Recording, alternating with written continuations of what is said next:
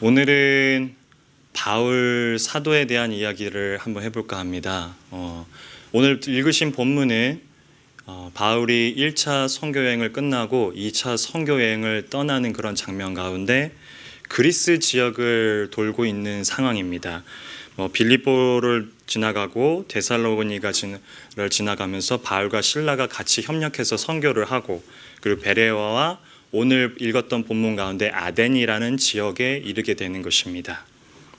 아덴은 당시 시대로 그리고 지금으로서도 저희가 너무나 자연스럽게 그 아덴에 있었던 그 당시의 사상과 문학을 저희가 스스로 이렇게 인지를 하든 알지 못하든 알든 저희가 이미 그 사상 가운데 물들어 있는 상태입니다. 왜냐하면 이 아덴 지역이 여러분들 한 번씩 들어보셨을 텐데 머리 아플까 봐 살짝 지나갑니다. 소크라테스와 플라톤의 출생지입니다. 무슨 얘기인가? 네, 그런 이제 출생지를 통해 가지고 아덴 지역은 상당히 지금으로 얘기하면 문명적으로도 그리고 문학적으로도 산업적으로도 모든 것이 발달이 되어 있는 그런 도시가 바로 이 아덴 지역입니다. 헬레니즘 문학 한 번쯤 들어보셨을 것 같은데 그것의 문학의 발원지가 시작이 바로 이 아덴 지역에서 시작합니다. 곧 그것은 오늘날 서구 문명 저희가 그 가운데 있죠. 그리고 사상 우리가 알든 모르듯 지대하게 우리의 삶 가운데 그리고 우리의 배워왔던 그런 교육 가운데 지대하게 영향을 미치고 있는 사상들의 시작이 그 원산지가 바로 이 아덴 지역에서 시작합니다. 그곳에 오늘 바울이 가려고 갔었던 게 아니라 쫓겨 나가다가 우연찮게 아덴 지역에 이르럽니다. 오늘 이 본문 전체 읽으셨던 사도행전 17장 22절부터 31절까지는 닉네임이 따릅니다. 무엇이냐면은 헬라인을 위한 바울의 복음이다 라고 설명을 합니다. 약간 성향이 다릅니다. 저희가 읽었었던 이 사도행전의 그 바울의 성향과 설교의 그 스타일과 나중에 이제 보시게 되는 신약성에 나와 있는 바울 서신서 베드로전이죠. 그 고린도전서부터 이런 바울의 서신서들의 성향이 자체가 다릅니다. 다르고 있다는 얘기인데요. 잠깐 전체적인 그런 개요를 말씀을 드리면 읽으셨던 22절부터 23절까지가 바울이 이야기를 합니다. 아덴 지역의 사람들을 보고서 이제 선포를 하는 건데 어떻게 보면 논쟁을 하고 있는 겁니다. 종교심이 많은 아덴 지역의 사람들을 바라보고 그들이 아덴 지역을 바울이 돌아보니까 이름도 알지 못하는 신들이 그 단위에 쓰여 있는 모습을 바울이 본 것입니다. 그리고 나서 바울이 서론 이 복음 전파 가운데 한마디로 얘기하면 설교인데 이 설교 논쟁되는 이 설교 가운데 시작을 너희가 그 알지 못하는 신들을 내가 알려주겠노라 라고 시작을 합니다. 그리고 나서 본론으로 들어가는 게 24절부터 29절까지의 말씀인데 특별히 24절, 25절이 가장 중심이 되는 이야기인데 한번 읽어보겠습니다. 다 같이 한번. 사도행전 17장 24절, 25절 이것이 이제 바울이 바라봤었던 아덴 지역의 그 사람들과 우상을 섬기고 있던 사람들과 하나님을 알고 있는 이 바울의 차이점을 이야기를 한 것입니다. 24절 한번 읽어보겠습니다. 우주와 그 가운데 있는 만물을 지으신 하나님께서는 천지의 주제시니 손으로 지은 전에 계시지 아니하시고 또 무엇이 부족한 것처럼 사람의 손으로 섬김을 받는 것이 아니니 이는 만민에게 생명과 호흡과 만물을 친히 주시는 이심이니라. 이것이 너희들이 알고 있는 너의 신들과 그리고 내가 알고 있는 신, 즉 하나님과의 분명하게 드러나는 차이점이라는 겁니다. 무슨 말이냐면은 너희들이 지금 섬기고 있는 신들의 모습들은 사실은 인간이 만들어낸 신인 거죠. 그러니까 따지고 보면 인간이 그 위에 있는 상태입니다. 왜냐하면 신을 만들었기 때문에요. 그것이 무언가 부족하기 때문에 거대한 웅장한 건물들을 짓고 그리고 그곳에 계속 경배를 합니다. 그들도 경배를 합니다. 하지만 바울이 이야기합니다. 천지를 만드신 주, 즉 우리의 하나님은 무엇 하나 부족한 것이었기 때문에 어디에 머물러 있는 사람이 아니다라고 이야기합니다. 그리고 너희들이 어떤 것을 그 신들에게 바치는 것처럼 하나님에게는 그것이 사실은 필요 없는 것이라고 또한 이야기합니다. 그리고 마지막 결론에 들어가면은 마지막 30절과 31절인데 믿을 만한 증거를 이제 예수 그리스도 이후에 즉 예수 그리스도를 통하여서 그 하나님이 나타냈는데 믿을 만한 증거를 하나님께서 특별히 보이셨는데 그것은 예수 그리스도다. 우리는 회개하여서 하나님의 자녀가 되어야 함을 전체적인 설교 가운데 맺고 있습니다. 아덴 지역의 사람들의 전반적인 모습은 그들이 지닌 철학적인 사상을 통해 그들이 신들을 만들고 신보다 우위에 있어 보려고 하는 사상들입니다. 오늘 본문을 통해 우리들이 바라봐야 할 것은 그들이 그르냐 옳으냐의 문제에 넘어서서 오늘날 우리들에게 이런 사상들이, 제가 아까 서두에도 말씀드렸지만 저희가 알든 모르든 저희들은 이 헬레니즘 문화에 그리고 이 철학적인 사상에 스며들어 있는 사람들입니다. 그것은 이미 저희 가운데 깊숙이 뿌리 박혀 있습니다. 이러한 사상들의 어떤 문제들이 우리 믿는 자들에게 문제가 제기가 되고 우리 신앙의 여정을 걷는 중에 어떻게 우리가 이 사상 가운데 올가매어 있는지를 저희가 확인해야 될 필요가 있다는 것입니다.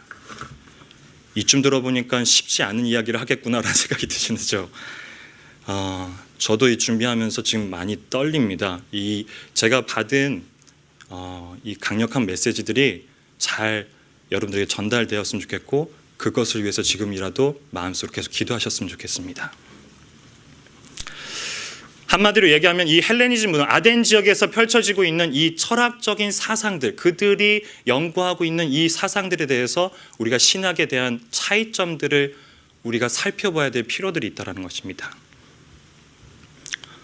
먼저 말씀을 드리면은 마지막에도 다시 한번 설명을 드리겠지만 이 분야에 관해서 일하시는 분들에 대해서 저희가 그것이 나쁘다라고 말씀을 드리는 것이 아니라 이것이 우리 신앙인들에게 어떠한 영향을 주고 있는지에 대한 점검할 필요가 반드시 있기 때문에 말씀을 드리는 겁니다. 철학의 정의는 인간이 지닌 지성과 이성과 논리와 그것으로 인해서 진리에 도달하는 것이라는 정의를 갖고 있습니다. 이 말이 무슨 뜻이냐면은 최종 마지막에 그 선택의 판단 기준이 인간의 이성과 그리고 지성을 통한 통찰력으로 최종 선택과 진위 여부를 가리는 것이 철학이 가지고 있는 정의입니다. 아덴 그리고 그리스 전체 지역에서 발생하는 인간의 의지와 이성과 논리로 최종적인 선택의 권위를 지닌 사상, 곧 철학적인 사상을 우리 그리스도인들은 성경 전체적으로 인정하지 않습니다. 왜냐하면 성경의 가장 기초가 되는 것이 인간을 통한 어떤 최종적인 진위 여부들을 결정하는 마지막 단계가 아니라 인간의 시작은 죄인이라는 것을 바탕으로 깔기 때문입니다. 이것만으로도 사실은 대답이 된 것이죠. 인류 최초의 원죄에 대해, 즉 처음에 지었던 죄의 시작에 대해 우리가 바라봐야 할 부분은 단순한 윤리적이고 규범적이고 도덕적인 타락뿐만이 아니라 우리가 하나님의 권위에 대해 도전하고 있었음을 우리는 아담과 하와의 사건을 통해 바라볼 수 있습니다. 무슨 말이냐 하면 사단이 하와에게 와서 선악과에 대해 이야기할 때 무엇이라고 하와를 꼬드겼는지를 저희가 바라봐야 됩니다. 단순히 그것을 따먹었기 때문에 불순종하기 때문에 대한 부분들이 아니라 사단이 하와를 꼬드길 때 뭐라고 말했는지를 저희가 눈여겨봐야 될 필요가 있습니다. 사단이 말합니다. 저것을 먹으면, 선악과를 먹으면 너희가 하나님과 동등하게 되느니라. 이것이 하나님과 인간의 관계 가운데 최초로 지은 죄인데 이것은 하나님의 권위에 대한 부재, 부인, 그리고 반박입니다. 그 꼬드김에 하와가 손을 내밀었다라는 거죠. 무엇이냐면 저것을 먹으니까 저것을 먹게 되면 내가 하나님과 동등하게 된다라는 것에 넘어갔다는 얘기입니다. 하나님에 대한 그 절대성을 이제는 나의 상대성으로서 그것을 올려보려고 하는 것이 인간 최초의 원죄의 시작입니다. 우리는 이렇듯 하나님께 대해서 무지합니다. 알지 못하는 것이 기본 베이스며 하나님에 대해서 늘 맞닥뜨려 보려고 하고 동등하게 부딪혀 보려고 하고 갈등을 빚는 것이 인간 가운데 내면에 깔려있는 본질의 모습입니다. 얼마나 무지한 일인지 저희가 한번 보겠습니다. 고린도전서 1장 21절입니다. 고린도전서, 성경책 가져오신 분들은 성경책 펴셔도 되고 스마트폰에 있으신 분들은 같이 펴시면 됩니다. 고린도전서 신약 성경입니다. 1장 21절의 모습입니다. 다 같이 한번 읽어보겠습니다. 시작. 하나님의 지혜에 있어서는 이 세상이 자기 지혜로 하나님을 알지 못함으로 하나님께서 전도에 미련한 것으로 믿는 자들을 구원하시기를 기뻐하셨도다. 무슨 얘기냐면은 하나님을 알아가려고 하는 것이 인간 스스로의 시작으로는 안 된다라는 것을 전제로 하고 있습니다. 말씀을 보면요. 무엇을 통해서 하나님께 이르는 그 자녀가 되냐 하면은 전도라는 것을 통합니다. 전도가 무엇이죠? 한편에서 전도될 대상자에게 손을 내밀어야만 그 손을 잡고 걸어갈 수 있는 겁니다. 그것이 하나님입니다. 하나님께서 먼저 손을 내밀어야만 그 전도될 대상이 하나님을 알지 못하는 사람이 하나님의 손을 잡고 전도가 된다라는 것입니다. 무슨 얘기냐면 인간 스스로가, 사람 스스로가 하나님 앞에 스스로 설 수 있는 단계가 그런 본질 자체가 아니라고서 바울 사도가 이야기하는 것입니다. 전도라는 걸 통해 가지고 그리고 그것을 미련하다고 표현을 합니다. 인간에 대한 야유기도 하죠. 따라서 성경은 하나님을 알아감에 있어서 철학적이지 말 것을 청합니다. 고린도전서 3장 옆장인데요. 3장 18절부터 20절까지 한번 읽어보겠습니다. 3장입니다. 18절부터 20절까지입니다. 다 같이 읽겠습니다. 시작. 아무도 자신을 속이지 말라. 너희 중에 누구든지 이 세상에서 지혜 있는 줄로 생각하거든 어리석은 자가 되라. 그리하여야 지혜로운 자가 되리라. 이 세상 지혜는 하나님께 어리석은 것이니 기록된 바 하나님은 지혜 있는 자들로 하여금 자기 꾀에 빠지지 하시는 이라 하셔 했고 또 주께서 지혜 있는 자들의 생각을 헛것으로 아신다 하셨느니라. 이 부분들을 오해하지 말고 잘 들으셔야 되는 부분인데 성경에 나와 있는 지혜라는 단어들은 제가 설교를 쓸 때마다 누누이 얘기하지만 저희들은 이 단어에 대한 개념, 정의에 대해서 성경에서 말하고 있는 것이 무엇인지 다시 리마인드하고 다시 자기의 원래 본연의 뜻들을 찾아갈 필요가 있습니다. 보통 대부분의 성경에서 말하고 있는 지혜라는 것은 오늘 설교 제목이 지식과 지혜입니다. Knowledge and Wisdom이라고 표현했는데 저희가 주로 추구하는 건 knowledge죠. 하지만 지혜라는 것은 knowledge를 포함함과 동시에 하나님이 누구이신지를 알아가는 것을 성경이 대체로 말하고 있는 지혜라는 정의입니다.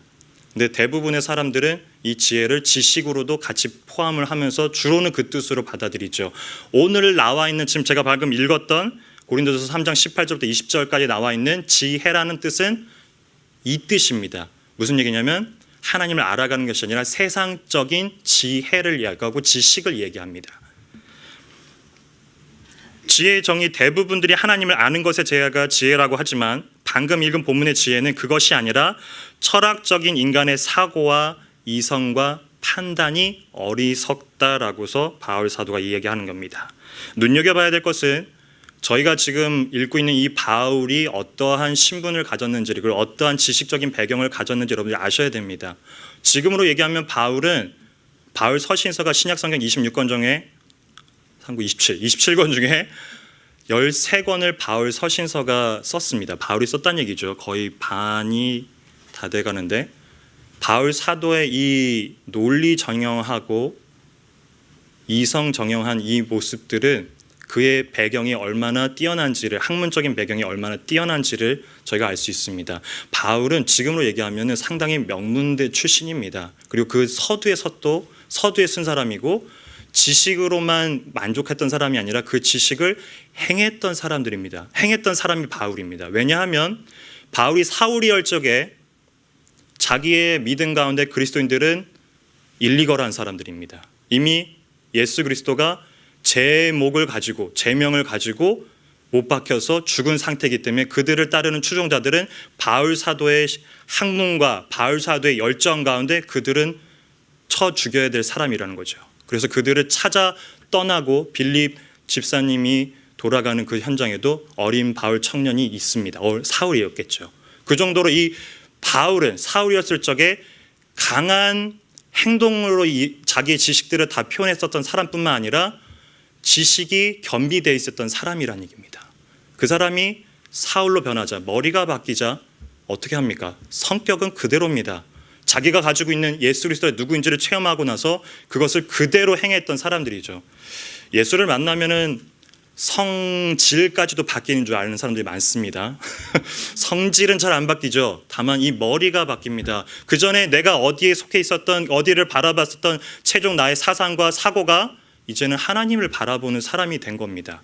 저희 아내가 저를 향해서 꿈었던 품이 무엇이냐면 사역자를 만나고 나중에 자기가 결혼을 하면 자기가 만났었던 사역자들의 그 사역자의 표본과 샘플이 네 자매님 네 안녕하시죠 라고 하지만 제 성질은 그러하지 않습니다. 제가 그렇게 변화되기를 원하셨더라고요. 네. 하지만 제 성격은 그대로 가지만 저의 그 머리가 바뀐 거죠. 제가 어디를 향해서 가야 되지 최종 고를 향해서 갑니다. 바울도 똑같습니다. 사울이었을 적에 그 성질 그대로, 성격 그대로 바울이 변하고 바울이 되면서 자기의 학문을 가지고서 이성정형한 그 자기 학문을 가지고 행동으로 옮기는 사람이 바울입니다. 그래서 바울 덕에 이방 전도가 시작이 됩니다. 참 감사한 거죠. 바울의 이런 논리 정형하고 이성으로 학문이 탄탄한 이 바울이 이야기하는 것입니다. 세상의 지혜, 철학적인 사상, 그 가운데 그것은 어리석은 것이며 바울의 그 고백 가운데 그것은 나의 오물과도 같다라고 표현을 합니다.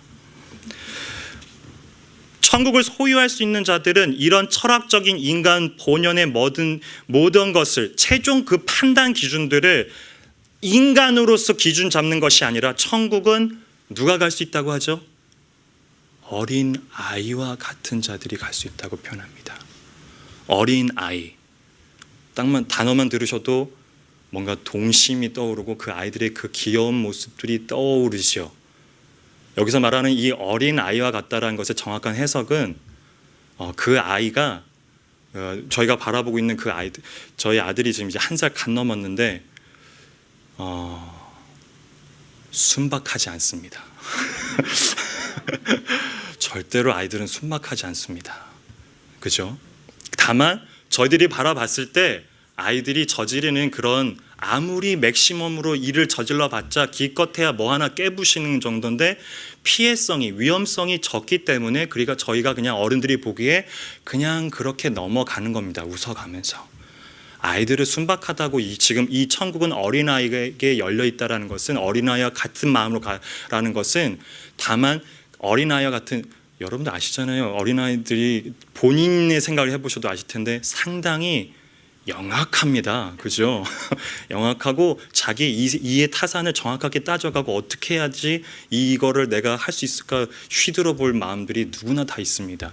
어린아이와 같다라는 이 표현들은 저희가 정확하게 해석을 풀어 한다라면은 어린 아이들은 지금 유스그룹이 없는데 거의 유스그룹까지 그런 어린아이에 포함을 시킨다 하면은 무슨 뜻이냐면은 천국에 소유할 수 있는 자들이 어린아이와 같다라는 그 표현들은 그 어린아이들은 늘 절대자, 지금 얘기하면은 부모의 그런 결정 가운데 휘둘릴 수밖에 없는 그런 권위 가운데 자기가 억눌릴 수밖에 없는 그런 순간들을 어린아이와 같다라고 표현을 하는 겁니다. 무슨 얘기냐면 하나님 앞에 하나님 천국에 들어갈 수 있는 어린아이와 같이 되라는 말은 하나님 앞에 순복할 수밖에 없고 그 권위 가운데 하나님이 누구이신지에 대해 어린아이가 자기가 스스로 인생의 결정을 못 내리는 그 순간이 있는 것과 같이 우리들도 어린아이와 같이 하나님의 그 권위 가운데 순복해야 천국에 들어갈 수 있다는 표현입니다. 어린아이들은 절대로 순박하지 않습니다. 이쯤 되면 이야기 나와야 될 것이 하나 있는데 그러면은 무조건 믿어야 맹신을 하란 얘기인가? 제가 믿음 가운데 여러 가지 종류들이 있는데 정신, 올바른 믿음, 그리고 맹신, 무정거진 믿음, 그리고 죄송합니다. 병신 해가지고 병들어 있는 믿음이 있는데 맹신, 무조건 그래 하나님께서 제가 지금 말씀드리는 전체적인 이 하나님의 권위에 대한 부분들은 이 한국적인 유교적인 사상을 좀 벗어나셔야 가능합니다. 무슨 말이냐면은 오더 내리면 그대로 행하라는 그런 권위 부분이 아니라 하나님을 하나님 자리에 올려놓는 것을 권위에 대한 순복이라고 합니다. 제가 지금부터 계속 말씀드리는 이 권위에 대한 정의는 이것입니다.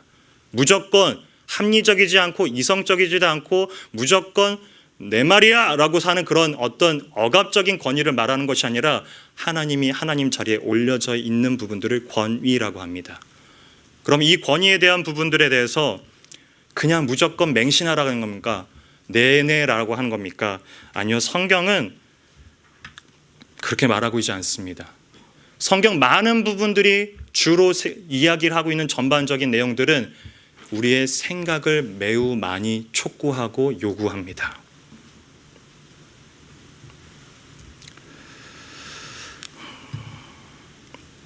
마태복음 한번 볼까요? 마태복음 6장 28절부터 30절까지입니다.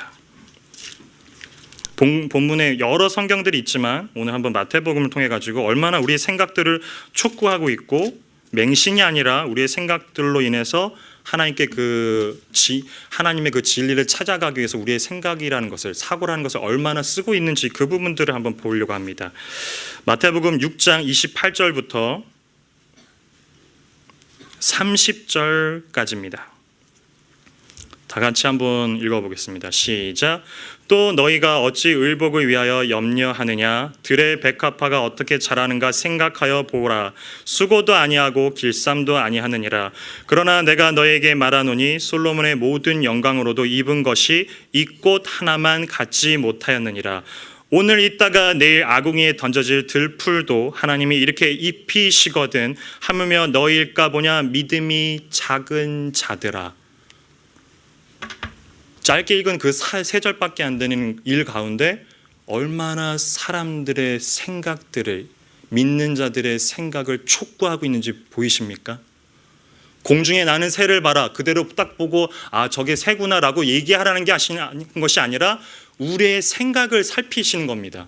공중에 나는 새를 봐라. 그들이 어떤 걱정, 인슈런스가 있냐, 아니면 어떤 여러 가지 좋은 조건들을 달고 있냐, 집이 있느냐, 하나님께서 그들을 살피신다. 하물며 너일까 보냐, 믿음이 작은 자들아. 지금 아궁이에 던져질 그 들풀들을 한번 봐봐라. 지금도 언제 그렇게 아궁이로 던져져서 그냥 장작대기로 쓸지도 모르는데 얼마나 무쌍하게 하나님께서 키우고 계시냐면은 지금 무쌍하게 그 들풀들을 키워나가고 있는 것을 보라는 것입니다. 그리고 나서도 바로 아궁이에 던져질 그 들풀들도 하나님께서 무쌍하게 키우고 있거늘 혹은 인류 인간 가운데 가장 호화롭게 지냈던 그 솔로몬의 옷들보다도 이 아궁이에 던져질 이 장작 풀떼기보다도 나는 이들도 지키지만 하물며 내가 믿는 내 자녀들, 내 아이인 너희들을 어떻게 내가 보살피겠느냐. 이 믿음이 작은 자들아. 생각이 촉구가 되시나요?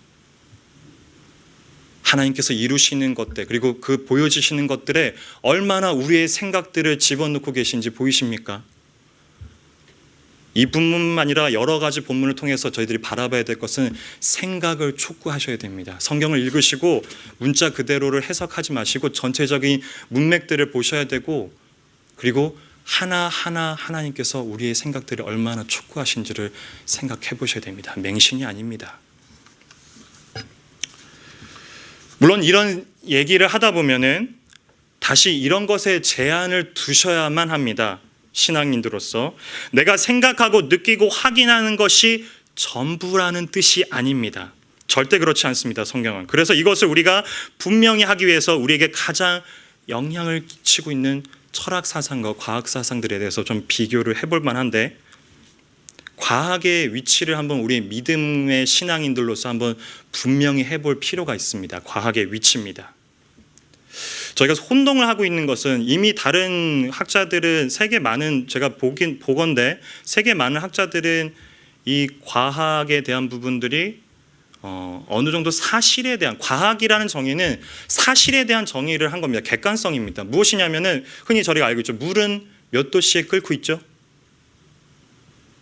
화씨로 해야 되나요? 제가 아직 화씨가 몰라서 100도씨, 한국 단위로 하겠습니다. 100도씨에 끓습니다. 그죠? 혼합물이 들어가면 그거보다 낮은 데서 끓습니다. 그럼 물은 액체라는 걸 통해 가지고 끓고 나면 어떻게 되죠? 기체화됩니다. 기화가 된다는 거죠. 이것은 사실이고 객관성입니다. 이것을 과학이라고 정의를 합니다.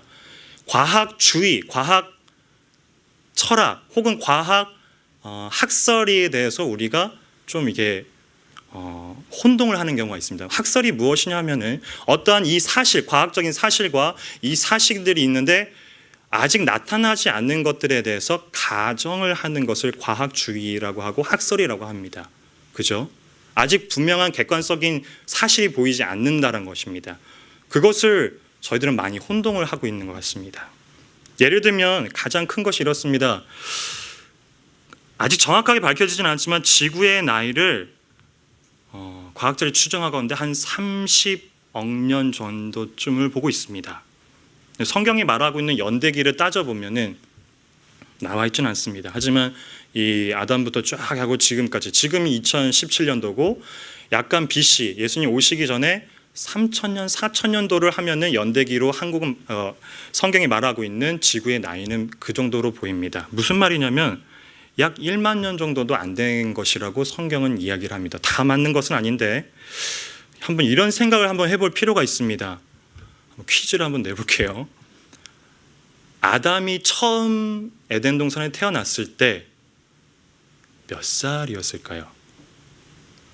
힌트를 주자면 아담이 태어나자 하나님께서 동물들에게 이름을 지을 권한을 줬습니다. 그죠? 그리고 좀 안 있어서 부인도 있습니다. 아담은 몇 살이었을까요? 개수해 보시면 됩니다. 20살. 20살의 종찬이. 일찍 장가. 아담이 처음, 그러니까 이미 어느 정도 동물을 지을 수 있는 그런 상태가 됐고 부인을 얻은 상태이기 때문에 아담이 약 20살이나 한 30살 정도. 몇 살일까요? 성경이 말하고 있는 아담의 나이는 0살입니다. 0살. 오늘 태어났으니까 0살이죠. 네. 생각이 전환이 되시나요? 다만 아담이 처음에 하나님께서 지음을 받았을 때 이미 성숙하고 완벽하게 지음을 받았다라는 겁니다. 그렇게 하나님께 만드셨으니까요. 근데 이것을 과학이 뭐라 합니까? 과학주의적인 사상으로 어른스럽기도 하고 부인도 있으니까 20살, 30살 정도 되지 않을까? 아니요. 이미 완벽한, 하나님께서 인간들이 살아갈 수 있는 완벽한 조건들을 처음부터 주었다라는 것입니다. 여러 가지 창조 과학을 한번 학회를 가보면 여러 가지 신기한 이야기들이 참 많습니다. 제가 얘기하다 보면은 계속 그 삼천포로 빠질까봐 얘기를 안 하는데 몇 가지 객관성으로 저희가 지켜봐야 될 필요성도 있습니다. 그 진화론에 대한 부분들도 그런데 어느 부분에 있어서는 이미 진화론자들이 그것에 대해서 사실이 아님들을 인증을 하고 본인들이 그것을 이야기를 하는, 인정을 함에도 불구하고 유달리 한국에서는 그것이 진화론이 상당히 맹위를 떨칩니다. 상당히 영향을 많이 받고 있다는 거죠. 조금만 생각을 가지고 생각해 보면. 그런데 그 얘기는 나중에 한번 기회가 되면 해보겠습니다. 신자들이 성경을 보면서 실제적으로 어떤 싸움에 말려드는가 하면은 성경이 선언하는 것과 내가 알고 있는 과학적 사고방식의 불일치, 즉 그것이 맞지 않을 그 갈등들을 불일치되는 것을 과연 어떻게 이해할 것이냐에 대한 문제에 신자들은 상당히 많이 싸웁니다. 그죠? 내가 알고 있는 이성과 판단으로 이것은 도저히 믿지 않는 부분들이 많은데 여러 가지가 있죠. 구약의 시대들의 그런 사건들이. 그리고 예수님 사건도 비슷하고요. 근데 그런 것들이 내가 가지고 있는 이성과 이 하나님께서 선포하신 이 말씀 가운데 이 충돌이 생긴다라는 것입니다. 이해의 문제에 갈등이 생긴다라는 것이죠. 하지만 다시 저희가 바라봐야 될 것은 이것은 이해의 문제가 아니라 하나님 말씀에 대한 권위의 문제임을 아셔야 됩니다. 우리가 알든 모르든 우리는 이러한 사상 속에서 부단히도 흡수되어 있고 살아가고 있고 하나님의 그 권위에 대해서 도전하려는 죄된 본성을 아담과 하와 이래로부터 저희들은 지닌 자들입니다. 그것을 저희가 기억을 해야 됩니다. 저희가 어떻게 했다고요? 아담과 하와부터 하나님과 그 권위에 대해서 반박하려고 하고 동등해지려고 하는 것이 저희들의 죄된 본성이라는 겁니다.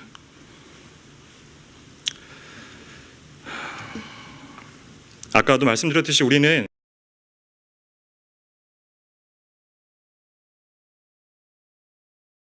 그 판단에 최종 우리의 어떤 이성과 사고로 인해서 최종 판단을 하려는 그 판단에 최종 우리의 어떤 이성과 사고로 인해서 최종 판단을 하려는 그 위치에 서 있지는 않습니다. 무슨 말이냐면은 생각과 사고를 통해서 이성을 통해서 이 믿음의 것들을 그것이 수단으로 사용돼서 우리가 믿음의 것을 지켜가는 것과 수단이 아니라 그것이 나의 최종 권위를 찌르는 것과는 상당히 차이가 있습니다. 우리의 이성과 지성을 가지고서 하나님이 누구신지를 발견하려고 하는 그 무수히 많은 노력과 최종적으로 내가 이성과 지성을 통해서 하나님의 권위에 굴복하지 않고 그 위에 서려고 하는 최종 판단을, 진위 여부를, 진리를 이 이성과 권위로서, 즉 인간으로서 매듭지으려는 사상과는 전혀 다른 이야기라는 것입니다. 바울이 그러하듯이 그런 믿음의 싸움들은 바울 시대, 초대교회 시대에 무수히도 많이 일어났었던 사건들입니다. 한번 보겠습니다. 고린도전서 2장 1절입니다. 오늘 고린도전서를 많이 보게 되는데요. 고린도전서 2장 1절부터 5절까지의 말씀입니다. 한번 읽겠습니다. 형제들아, 내가 너희에게 나아가 하나님의 증거를 전할 때 말과 지혜의 아름다운 것을 아니하였나니 내가 너희 중에서 예수 그리스도와 그가 십자가에 못 박히신 것 외에는 아무것도 알지 아니하기로 작정하였습니다.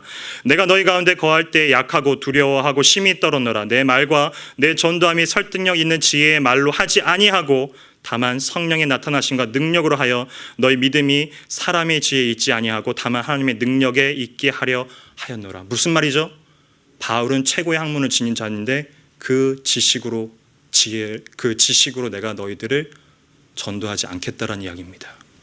이 무슨 말이냐면 바울에 있었던 그 시대에도 교회 가운데, 이 고린도 교회 가운데 이렇게 지성과 이성이 팽배하게 자기의 믿음을 지켜낸 것과 싸움을 하고 있다는 겁니다. 오늘날과 똑같습니다. 다른 것이 하나도 없죠. 한 번 더 읽겠습니다. 갈라디아서입니다. 고린도서 뒷장입니다. 갈라디아서 1장 6절과 8절입니다. 분파에 대한 이야기가 나오는데요. 1장 6절과 8절 제가 읽겠습니다. 그리스도의 은혜로 너희를 부르신 이를 이같이 속기 떠나 다른 복음을 따르는 것을 내가 이상하게 여기노라. 바울이 이야기합니다. 다른 복음은 없나니 다만 어떤 사람이 너희를 교란하여 그리스도의 복음을 변하게 하려 함이라. 그러나 우리나 혹은 하늘로부터 온 천사라도 우리가 너희에게 전한 복음 외에는 다른 복음을 전하면 저주를 받을지어다. 무슨 얘기입니까? 당시 교회에도 헛되고 거짓된 복음들이 난무하게 펼쳐지고 있습니다. 오늘날과 똑같습니다. 아마도 제 생각에는 인간의 이성이, 인간 자체 존재만으로도 이 싸움들은 무수히 교회로 앞으로도 나가도 계속될 싸움이라는 겁니다. 다른 복음을 어딘가 이성을 가지고서 판단을 하기 위한 그런 복음들이 나오기 시작한다는 거죠. 그러다 보니까 충돌이 생깁니다. 하나님의 말씀에 대한 권위에 대한 부분과 인간의 이성의 최종 판단에 대한 부분들이 계속 충돌을 한다는 겁니다. 그런 것을 통해서 다른 복음을 끄집어오고 그리고 나의 지혜들이 더 앞서는 그런 상황들이 생겨나가고 있다는 것입니다. 사람은 본능적으로 모든 이해를, 설득을 요구하는 법입니다. 사람은 철학적입니다. 그렇기 때문에.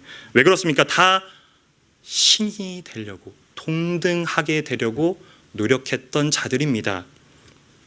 본질적으로 다 자기가 납득해야 되고 자기 손으로 해봐야 되고 자기가 당해보지 않고는 항복을 안 하는 민족입니다. 늘 동일한 실수를 했을 때 또 하고 또 하는 사람들이 바로 사람들입니다. 그죠? 역사를 바라보건대 저희가 학교에서는 이렇게 배웁니다. 역사를 통해서 무엇을 배우느냐? 과거의 과오들을 통해 가지고 현실에 그것을 적용하자. 아니요. 제가 역사를 통해서 눈이 보고 있는 것은 사람은 계속해서 실수를 반복한다는 사고입니다. 아십니까? 성경에 나와 있는 이 교회사, 이 성경에 나와 있는 역대기부터 역대하 많은 왕들이 쭉 열거되어 있죠. 남유다와 북이스라엘 왕들이 쭉 열거되어 있는 가운데 과연 몇 명이 하나님 앞에서 선을 행하냐, 즉 하나님의 말씀에 굴복하며 권위에 군복했는지 아십니까? 손가락 꼽습니다. 무슨 뜻일까요? 그 역사 가운데 저희가 세계사뿐만 아니라 이 교회사도 동일합니다. 역사를 통해서 제가 배우는 것은 사람은 실수를 하고 또 한다라는 겁니다. 오늘 설교를 통해 여러분들이 알아야 할 중요한 사항이 두 가지가 있는데, 그것은 첫 번째로 믿는 자로서, 신앙인으로서 우리가 부단히 철학적이려고 하는 욕심을 갖고 있는 존재라는 자체를 인식하셔야 됩니다. 언제부터냐면은 하와가 사단의 속삭임에 넘어가는 그 순간부터 우리는 부단히도 그 욕심들을 갖고 있습니다. 그리고 두 번째는 성경은 여러분의 그 철학적인 욕심을 만족시키는 답을 갖고 있지 않습니다. 이것은 다시 말하면은 권위에 대한 하나님 자리에 올려놓으려는 여러분들에 대한 믿음 가운데 신앙의 충돌입니다. 갈등이지요. 권위에 대한 문제입니다. 이해의 문제가 아닙니다. 우리에게 이미 우리 사상과 다분히도 철학적인 사상을 들어 우리가 하려는 것의 최종 목적이 무엇인지를 설교를 통해서 바라봤습니다. 인간이 그 위에 서려고 하는, 동등해지려고 하는 것이 우리의 본질적인 죄성입니다. 우리의 사상과 판단과 의지가 어떠한 선에서 써져야 하는지, 그것은 맹신이 아니고 진리를 향한 수단으로 올바로 사용되어졌을 때 신자들에게 유익함이 있음을 살펴봤습니다. 여러분들의 그 최종 진위 여부, 최종 그 판단 가운데 과연 무엇이 앞서고 있는지 스스로 판단해 보셔야 됩니다. 믿음의 점검들을 해보셔야 될 필요가 있습니다. 초대교회나 지금이나 2000년이 지난 동안 수없이 교회가 반복하고 있는 문제가 바로 이 문제임을 아셔야 됩니다. 본문 마지막에 이미 하나님께서 우리들에게 믿을 만한 증거들을 다 보여줬다고 했습니다. 누구를 통해서요? 예수 그리스도를 통해서. 우리는 그 믿을 만한 증거들을 붙잡으려고 하는 것이 아니라 여타 부수적인 거를 가지고 계속 반문을 하는 거죠. 예를 들면 이런 겁니다. 왜 아브라함입니까? 박브람도 있고 김브람도 있고 이렇지 않습니까? 혹은 왜 성경에는 정확한 이 지구의 나이가 나와 있지 않습니까? 이런 전도를 하다 보면요, 이상한 이야기가 아주 난무합니다. 개인들의 그 철학적인 사상을 가지고서 이 얄팍하게 알고 있는 성경 구절을 빗대어 가지고 자기가 그 최위선에 서려고 하는 이야기들이 수두룩하게 많습니다. 그들의 이야기에 다 반문이 안 됩니다. 답변이 안 됩니다. 그들이 물어보는 것은 무엇이죠? 해답을 위한 질문을 물어보는 것이 아니라, 전도를 하다 보면요, 해답을 위한 질문을 하는 것이 아니라 질문을 위한 질문을 계속하고 있는 겁니다. 무슨 얘기냐면은 이거 뭐예요? 이거 좀 믿게, 내가 설득이 되게, 이해가 되게 좀 한번 설명을 좀 그 뜻이 아니죠. 믿을 마음이 애초에 없습니다. 그들의 마음 가운데는.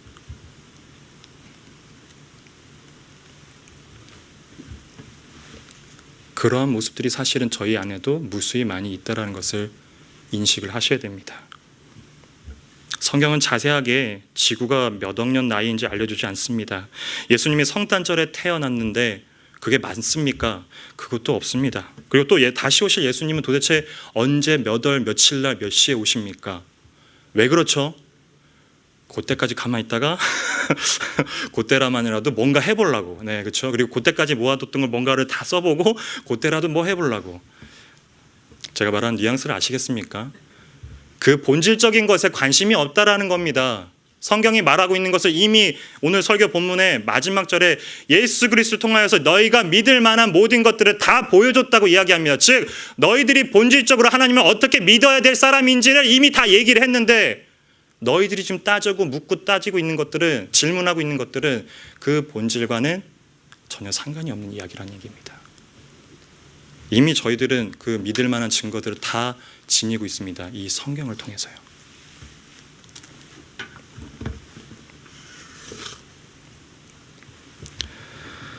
그런 믿는 자들의 삶은 결코 이 믿음들을 정당하게 살아가기 위해서 이러한 내가 나의 그런 권위에 대한 부분들을 하나님의 그 하나님 자리에 대해서 올려놓고 그 권위에 대한 부분들을 하나님께 내어놓으려는 부분들을 살아가다 보면, 즉 정당하게 믿음의 생활을 신자로서 살아가다 보면 결코 순탄하지 않는 것이 이 세상에 제가 짧게나마 느끼게 된 믿음의 삶의 여정입니다. 절대로 쉽지가 않죠. 근데 어떻게 합니까? 편하게도 가고 싶고, 이 부분들은 하나님께서 말씀하시는 것 같은데 계속 어떻게 하죠? 5대5가 아니라 계속 밀니다. 하나님 부분들을, 파트를. 저는 이게 좀 더 좀 편하고, 이게 더 잘 먹고 잘 자라고, 그러니까 하나님께 계속 미는 거죠. 하나님 부분들을. 저의 모든 신앙의 모습들을 100이라고 하면 얼만큼 미르셨나요? 계속 부단히도 저희들은 그러한 존재입니다. 본질적으로 계속 밀어갑니다. 하나님을 조금 더 바깥으로 밀어가 보려고 합니다. 그리고 나의 이성과 판단과 지성으로 그것을 다 판단하려고 하는 존재가 저희들이라는 겁니다. 정당하게 올바르게 신자의 삶을 사는 이들에겐 결코 세상은 호락하지 않습니다. 그렇죠? 믿는 자들의 그동안 보여줬던 역사이며 믿는 자로서 당연히 겪어야 할 길들을 이미 저희들은 잘 알고 있습니다. 그럼에도 불구하고 포기를 하기 싫은 거죠. 나의 삶 가운데 내가 주인이 되고 싶은 거죠. 우리는 그 길을 싫어하며 더 나아가 하나님의 권위에 무릎을 꿇어야 됩니다. 하나님과 동등하게 권위에 대해 맞붙을, 그리고 그렇게 대결하려고 했던 존재가 바로 저희들임을 기억하시기 바랍니다. 이런 우리들임을 인식하여서 오늘 신자로서 올바로 서가길 하나님께 그 도우심을 구하시기 바랍니다. 각자의 그 믿음의 삶 가운데서 내가 믿지 않을래요. 그렇게 하면 안 믿습니다. 흥치뿡 이런 게 아니라 그런 모습들이 아니라 나의 삶들을 통해서 내가 지금 나의 믿음의 여정 가운데 충돌이 생긴다라면 여러분들은 지금 올바로 가고 있다는 것을 인식이 됐다는 겁니다. 그러면 이 올바로 충돌이 된 이 상황에서 과연 나의 취사 선택이 무엇인지를, 그리고 내가 어떠한 존재인지를 여러분들 성경을 통해서 보셔야 됩니다. 어느샌가 믿음이 취사 선택이 되고 있습니다. 그죠? 내가 듣기 좋은 이야기들을 하는 곳을 찾아갑니다. 그것이 인간의 아주 기본적인 욕구입니다. 하지만 기억하십시오. 역사 가운데 여러분이 알고 있는 한 번쯤 들어보셨는데 루터의 이런 종교 개혁이나 이런 모든 것 가운데 제가 또 알고 있는 로이드 존스 목사님이라고 영국의 그 위에 있는 작은 나라입니다. 웨일즈라는 곳에서 부흥이 일어났는데 그 저희 말로는 부흥이지만 로이드 존스 목사님의 그 이야기로는 200년 전 이야기인데 말씀을 전하신 것뿐입니다. 어떤 말씀이냐면 올바른 말씀을 전했습니다. 그 말씀의 핵심이 뭐냐면, 코어가 뭐냐면 인간의 죄된 본성이 어떠한지를 아주 여실하게 드러냈는데, 종교개혁도 비슷합니다. 사람이 취사 선택했던 그 쉬우고 좋고 나를 어떻게 유익하게 하는 말씀이 아니라 너희들의 그 죄성이 얼마인지를 드러냈을 때 역사적으로 종교의 부흥이 왔다라고 표현합니다. 말씀의 시작은 저희가 하나님을 만났을 때도 비슷하지만 하나님 앞에 회개가 첫 이루어지는 게 말씀의 시작이고 저희의 믿음의 시작이며 지금도 무수히 저희가 싸워 나가야 될 싸움의 연속입니다. 그 가운데 하나님을 구하십시오. 나의 삶의 여정 가운데, 믿음의 여정 가운데 갈등과 어려움을 겪지 않으려고 하는 것이 아니라 믿음의 여정 가운데 하나님을 구하십시오. 그리고 정당한 믿음의 생활들이 그런 정당하게 신자로서 살아가는 것이, 우리의 최종 골은 이 땅 가운데 있지 않습니다. 그죠? 우리의 최종 골은 하나님 전에 들어갔을 때 누리는 것입니다. 함께 찬양을 좀 해봤으면 좋겠는데요. 찬양의 가사가 저를 이 설교를 준비하면서 너무나 두드렸습니다.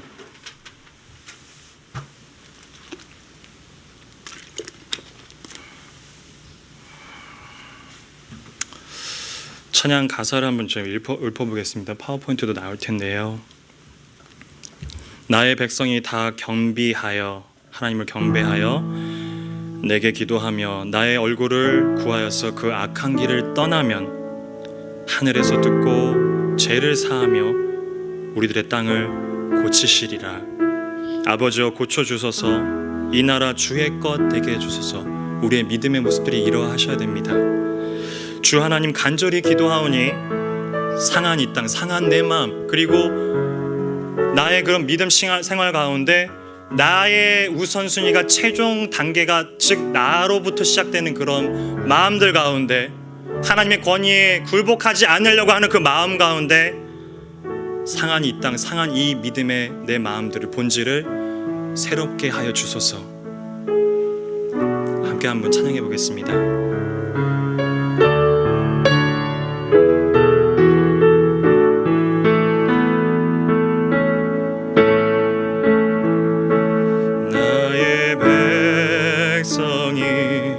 다 겸비하여 내게 기도하며 나의 얼굴을 구하여서 그 악한 길 떠나며 하늘에서 죄를 사하며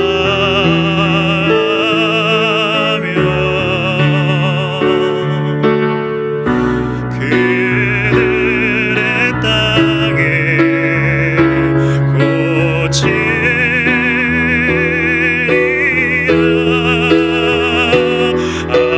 아버지여 고쳐